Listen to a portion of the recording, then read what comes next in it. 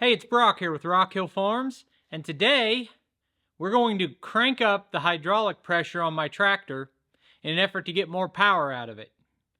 Now, that's the most basic way I can say it, but it's a more complicated topic than that, and there are going to be levels to what I'm doing to get more power out of my tractor.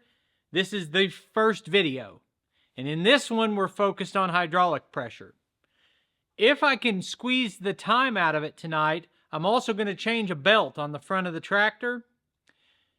But a lot of the content of this video, once we raise that pressure and we experiment to see what the difference is in the lift capacity of the tractor, then I'm going to give my opinion on how this affects the warranty and whether or not I think that should be the deciding factor about whether I make a modification to my tractor or not.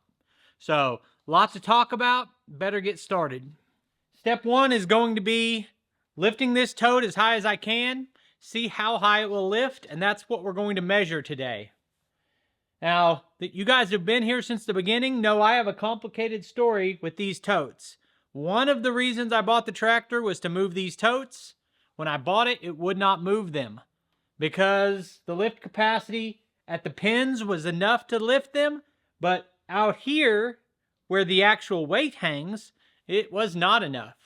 And I spent $2,600 to upgrade and trade my standard loader in for a mechanical self-leveling loader. That got me to the point where I could just barely lift them, but had no extra. And I can't lift them up into a truck bed. I can only get them about knee high. So I've already spent a bunch of money trying to solve this problem, and we're going to see if we can fix it today without spending any money. And then next week, or pretty soon, I'm going to damn sure fix it. And this lift capacity problem will be solved. And once again, this video, we're going to spend a lot of time talking about whether or not that's going to break my front axle.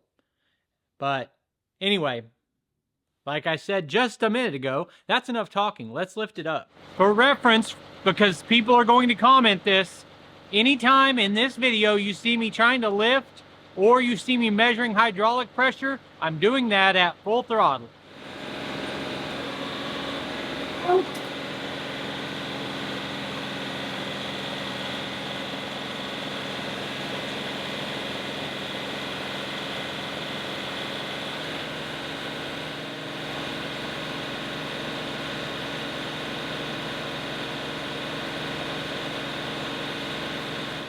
Well, we've already run into a problem, and that problem is it lifted too darn high. I said it would only go about knee high. Well, it came up 41 inches. The problem with that is, if what I do works, it'll lift it so high that I can no longer measure. And the reason there's a discrepancy between what I said would happen and what actually happened is that every tote of firewood doesn't weigh the same amount. I'm going to use this tote of firewood. I'm going to keep it right here. And all of my testing will be done over the next couple weeks, and we will use this tote every time. But first, I'm going to have to hang some weight on it so that I need to be able to test it and measure it a little bit better. These little suckers are heavy. Okay, so those suitcase weights are 42 pounds. Doesn't sound like much, but 4 of them would be 168 pounds. And that's still not that much, but that 168 pounds is all the way out at the front. So I think it's really going to change how much lift I can get in this. Before I go any further, I want to have a little bit of this conversation right now, because I can already hear the comments. They're going to be, why are you trying to push the limits of this? Why don't you just get a bigger tractor? There may be people who just snap their fingers and they've got a bigger tractor. It's not me. And another factor is, I have a loan on this machine and my other one, and I have too much debt already. I'm not looking to add debt. So I'm trying to build equity in the machine I have, and trading it in and then buying one that's a lot bigger is just, I don't want to spend that kind of money. I mean, I want to, but I'm not going to right now. So this to me is not about trying to show off or anything. I just want to be able to get the work done with the machine I have.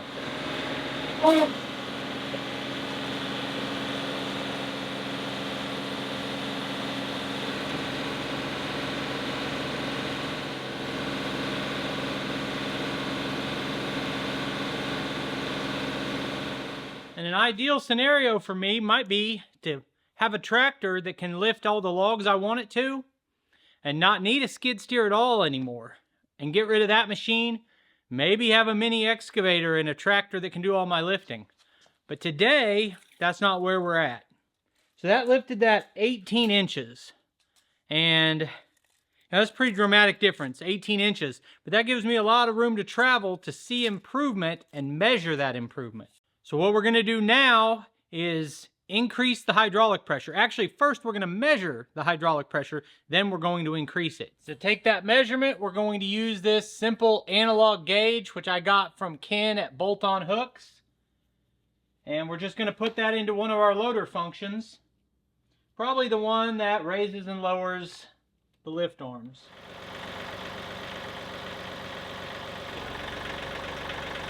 I'm currently at idle and it went to 2,500 pounds and it's bleeding down.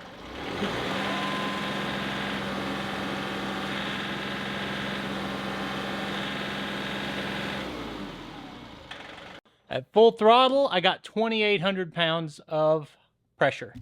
I guess I should go ahead and mention the recommended hydraulic pressure, the range goes to 3,050 pounds. So I'm 250 pounds below what is allowed by John Deere.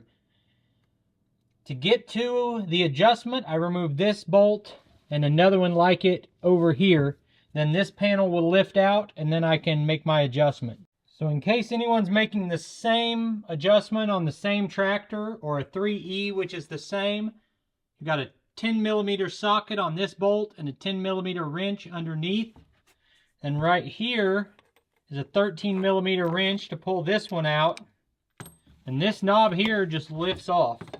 And then this panel comes out. Nope, I was wrong. There's a second bolt right here, so you got two on the back part. Okay, so our actual adjustment is done right here. So we've got this bracket here, almost straight below it. We have a piece that sticks up about 3 inches. On the top of that is a nut. Inside of the nut is an adjustment screw. This is going to take a 9/16 wrench and a 3/16 Allen or hex key.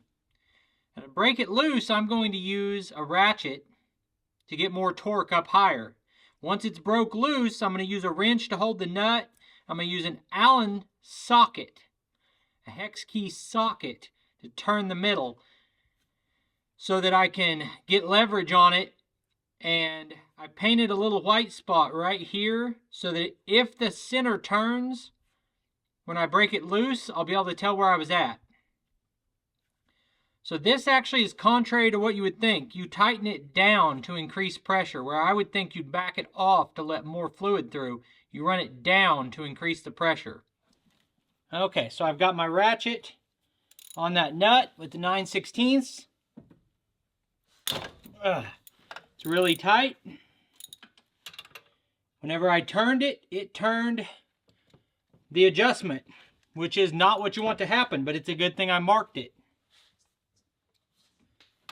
I've got a wrench on this, and then I'm going to stick the socket in the middle so I can turn the center without turning the nut.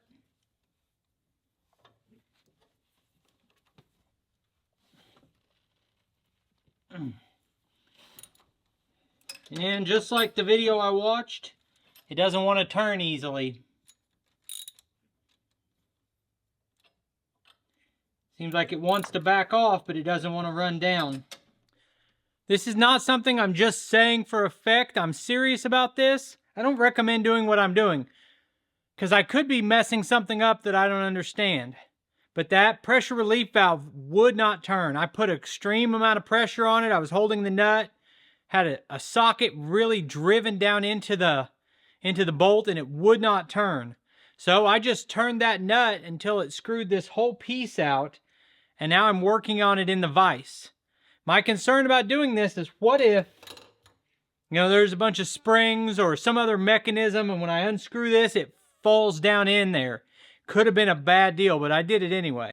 Now I have it in the vise. So this unscrewed, underneath it, there's another piece that's sticking up, and it seems to just be sitting there. So maybe we're okay.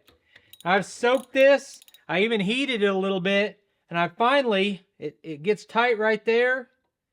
Then I finally got it to turn, and we're going to go down one full turn to right there, and then tighten this up onto here.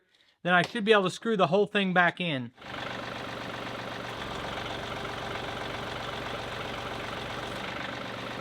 I don't know if the camera was catching that, but I was getting about 3,300 pounds, and I wanted to go from 2,800 to 3,000. Actually, 3,050 is the target.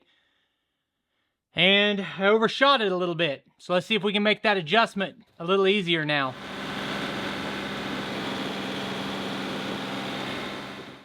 It took me a couple tries to get the hang of exactly how much to turn it to get the adjustment I wanted, but now we're setting right at 3,000 pounds, and it's time to see how much difference that made in the lift capacity.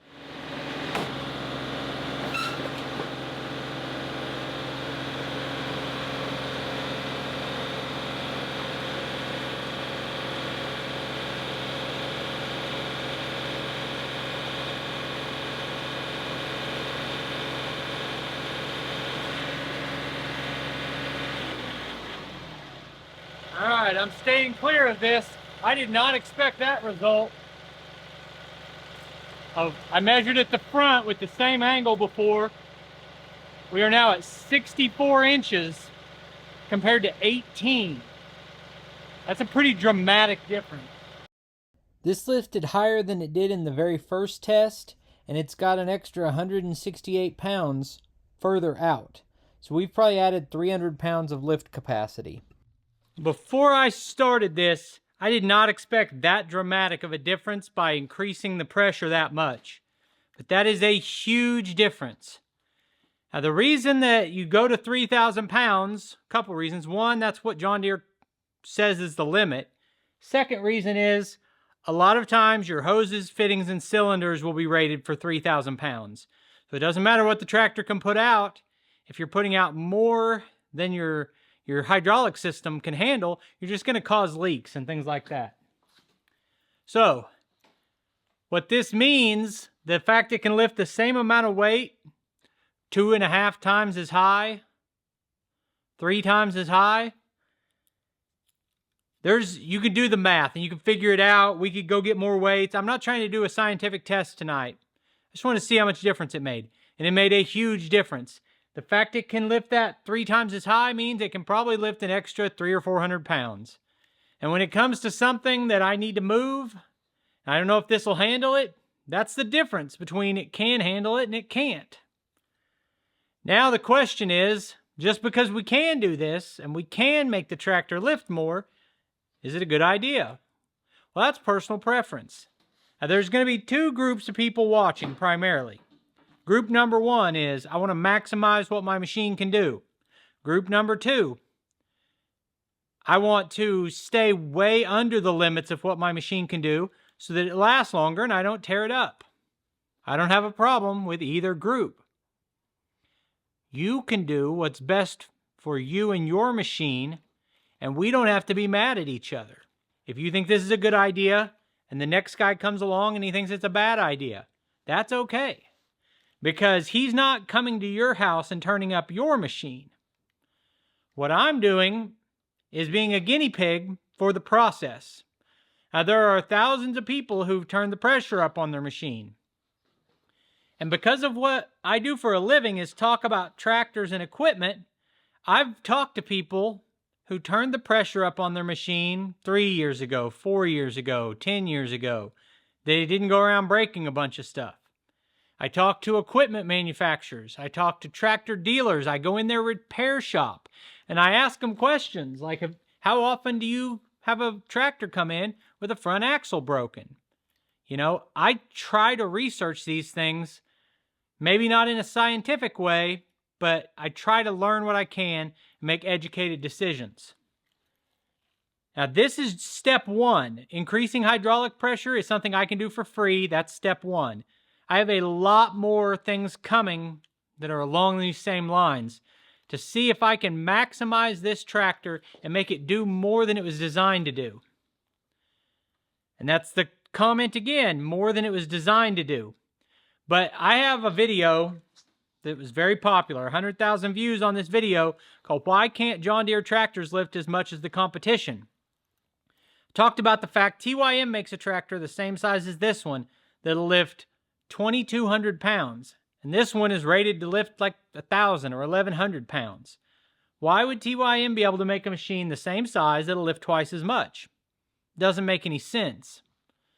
And my theory in that, there's two probable answers. Number one, John Deere wants to keep this machine's lift capacity down lower for your safety. And what they're saying is, if we let this lift more, an inexperienced operator might lift too much, too high, and flip the tractor over. And we want to save that person from themselves. We're doing a community service. TYM, or some other multiple other manufacturers, it's not just one, has made a machine to lift a lot more on the same size frame. I think that if you're going to do something like this, you just have to be aware that I've increased the lift capacity of my machine. If I utilize that higher lift capacity to carry more weight, I'm taking that risk on for my safety and the protection of the machine. There are two groups of people. One group of people says, I'm not taking that risk, and the other one wants to. So this video is for that second group. I'm not trying to change people's minds here. Now the topic of warranty. I've had the warranty conversation quite a few times. And it's a slippery slope. There's not a right answer. You'll get arguments on both sides. And it's going to depend on not only your manufacturer of your tractor, but the dealership and whether or not they go to bat for you. And one example where I kind of flamed John Deere was a guy who didn't have very many hours on his tractor, had a back wheel and tire fall off. And they said it wasn't covered under warranty. Even though he had really low hours, it was not at the point where the manual said he was supposed to check those. And they said it was his fault because he didn't check them. I got upset and frustrated with John Deere for that, but I see both sides of it on all of these arguments. But I'll give you my personal experience is I bent the tie rod or the drag link that connects the two front wheels for the steering mechanism. I bent that and I saw it was bent. I did not attempt to file a warranty claim. I said to myself, I bet I hit something. And I got a crowbar and a bottle jack and I bent it back. And I've been running it that way for a long time. I called them. They said it was a $500 part. I thought I could go through the warranty process. I could spend $500 or I could straighten out what I bent. Right or wrong, I straightened it out. And if I have a axle failure, I'm not under warranty anymore anyway. I've had this tractor for almost 4 years, 800 hours. I got an additional drivetrain warranty through the dealership that would still be covered. But I'm not worried about it. It's not even a concern for me. So if the engine blows on this tractor, they cannot come to me and say, well, you raised the hydraulic pressure, that blew the engine. That's not how it works. Now, if an individual lift cylinder blew, and I went to John Deere and I said, hey, this lift cylinder blew out, and they could tell that my pressure was too high, that's different.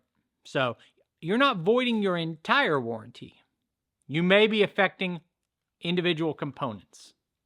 So that's just my thoughts on it. And as far as I'm concerned, I want to be able to fill these totes all the way up with green wood and set them up into a truck. And I've had an issue doing that. If it's green, or sometimes I have to throw some wood out before I can do it, different things like that. At this point, I should not have that problem anymore. This tote is overfilled. I've got the weights in it, and I was able to lift it 5 feet high. So, anyway, a lot of that's just my opinions. It's okay if we disagree. One thing I know for sure is that raising the hydraulic pressure has a real effect on your lift capacity. Mixed into everything else I've already said, the bottom line that I think I forgot to say is that I don't believe that increasing the lift capacity is going to break this tractor. I think John Deere's keeping you in a safe range, a conservative range, and that lifting more like we just did is not going to break anything, especially if you're smart about it. If I lift this up in the air and I go ripping across the bumpy field or driveway, that shock and impact with that weight up in the air is a big problem. If I only lift it that high when I have to, the rest of the time I keep it an inch off the ground and I know it's heavy, so I go real slow, I could be wrong. I'm wrong all the time, but I don't believe that that kind of operation is going to break the tractor because I've added a few 100 pounds of lift. Oh, you know, I said at the beginning I might change a belt. I've got to put this back together, and it is 11:43. I don't know if you can see that clock up there. It's 11:43 p.m., and I'm going to publish this video tomorrow. So we'll save the belt for another day. It's not broke or anything, just got a bad spot. But I appreciate you taking time to watch the video. I'll put links on the screen to a couple more of our videos, and I'll see you next time.